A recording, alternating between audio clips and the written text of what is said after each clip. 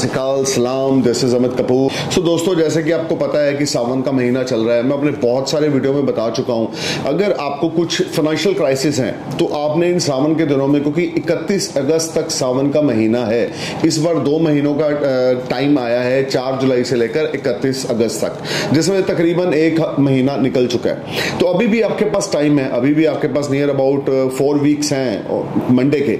तो मैं इस वीडियो में आपको छोटी छोटी रेमेडीज बताऊंगा जिससे आपका फाइनेंस, आपका हेल्थ, आपका वेल्थ अच्छा होगा, आपके रिलेशनशिप अच्छे होंगे। अगर आप भगवान शिव के भक्त हैं, अगर आप भगवान शिव को मानते हैं, या अगर आप अपनी चीजों को बेटर करना चाहते हैं, तो ये छोटी छोटी बताई हुई रेमेडी सावन के मंथ में करें, you will see a miracle.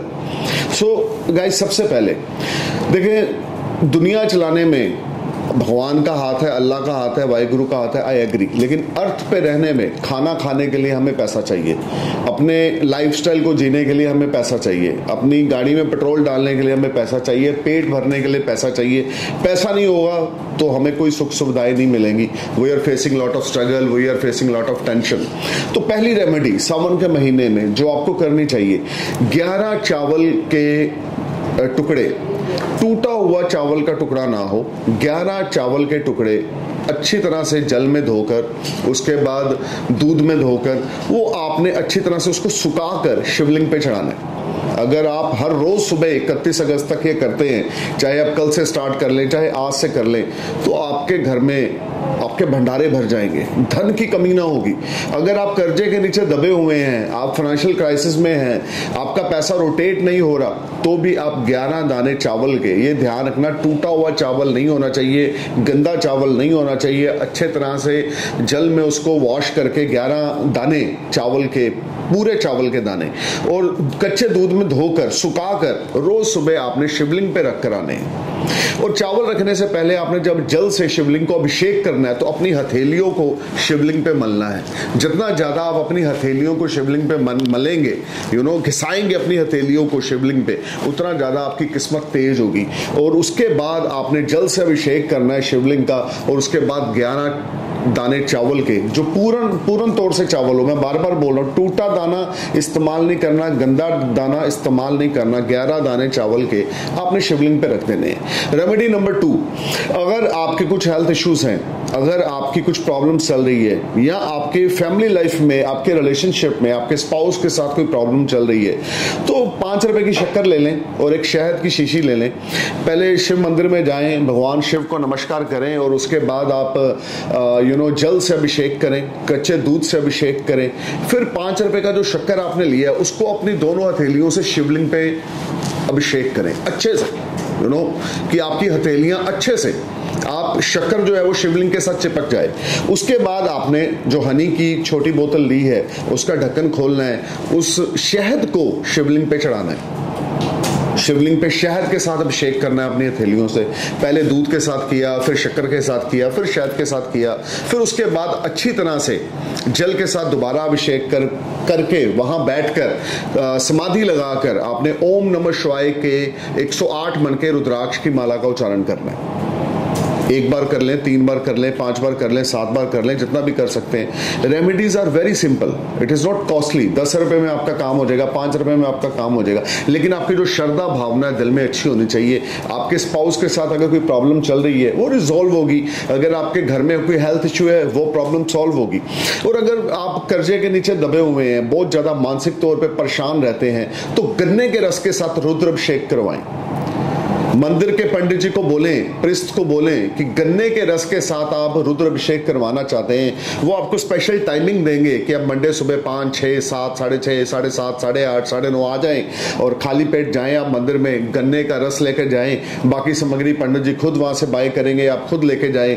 तो वो 1 आधा घंटा लगेगा आपका पूर्ण तरीके से रुद्र अभिषेक होने से, जिससे कर्जे से इस सावन से लेकर अगले सावन तक आप अपना सारा कर्जा खत्म कर देंगे, और you will enjoy comfortable life.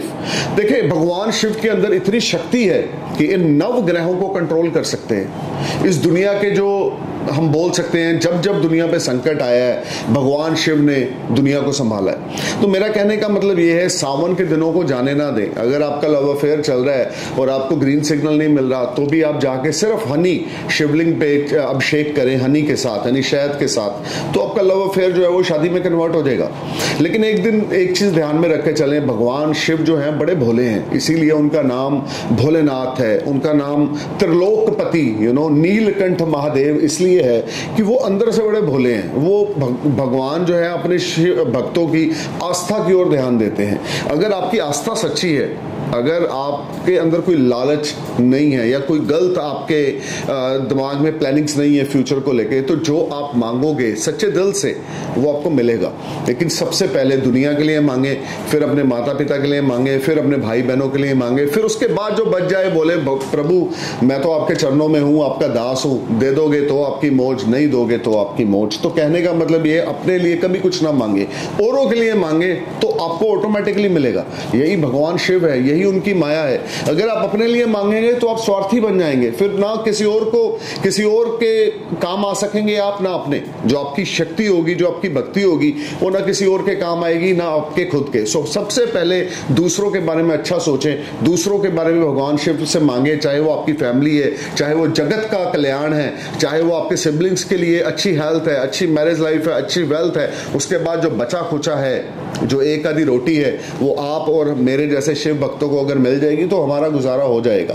तो इसीलिए मैं कहता हूं, लोग कहते हैं शिव की फौज करेगी मौज। मेरा ये कहना है शिव की फौज करती है मौज, क्योंकि मैंने अपनी जिंदगी में बहुत ऐसे चमत्कार देखे हैं, up down, down up, up down, लेकिन भगवान शिव की ब्लेसिंग्स हमेशा रही हैं। क्यों? क्योंकि नीयत साफ। अगर आपकी नीयत साफ है, आपके एफर्ट्स बड़े ज्यादा अच्छे वे में हैं, तो आप जिंदगी में बहुत तरक्की करेंगे, इसमें कोई दो राय नहीं है। तो भोलेनाथ के अगर आप भक्त हैं, भोलेनाथ के अगर दास है, तो मन में आस्था अच्छी रख के, पॉजिटिविटी रख के आप हर रोज सुबह शिवलिंग पे जाएं, जल अभिषेक करें, रुद्र अभिषेक करें, नमक चमक रुद्र अभिषेक करें, गन्ने के रस के साथ अभिषेक करें।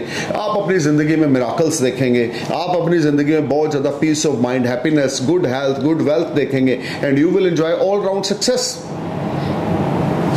भगवान शिव की जितनी ज्यादा भक्ति करेंगे, आपके लिए उतने ज्यादा रास्ते, आपकी लाइफ की जो स्ट्रगल होगी कम होगी, टेंशन, एंग्जाइटी, स्ट्रेस से आपको मुक्ति मिलेगी। खास करके अगर आपके ऊपर राहु केतु या शनि की दशाएं चल रही हैं, महादशा चल रही है, अंतरदशा चल रही है, या आप शनि की दशा से पीड़ित हैं, तो भी आप भगवान शिव के सावन के महीनों में अगर सोमवार को फास्ट रखते हैं, या सोमवार के दिन, या हर रोज सुबह रुद्र अभिषेक करते हैं, चाहे जल के साथ करें। ये जरूरी नहीं कि आप दूध के साथ ही करें, जल के साथ कर ले, कच्ची लस्सी के साथ कर ले, लेकिन करें जरूर। सो भोले की फौज करती है मौज और करती रहेगी मौज। सिर्फ आपकी आस्था, आपकी लगन सच्ची होनी चाहिए। अपने लिए कुछ ना मांगे, जगत कल्याण के लिए मांगे, अपनी फैमिली की ग्रोथ के लिए मांगे। आपको जो आखिर में मिलेगा वो बहुत होगा, जिससे आपकी जिंदगी संवर जाएगी। So stay cool man, thank you for watching my video. I am praying for your happy future. ओम नमः शिवाय, नमस्कार, सत श्री अकाल, सलाम, जय हिंद।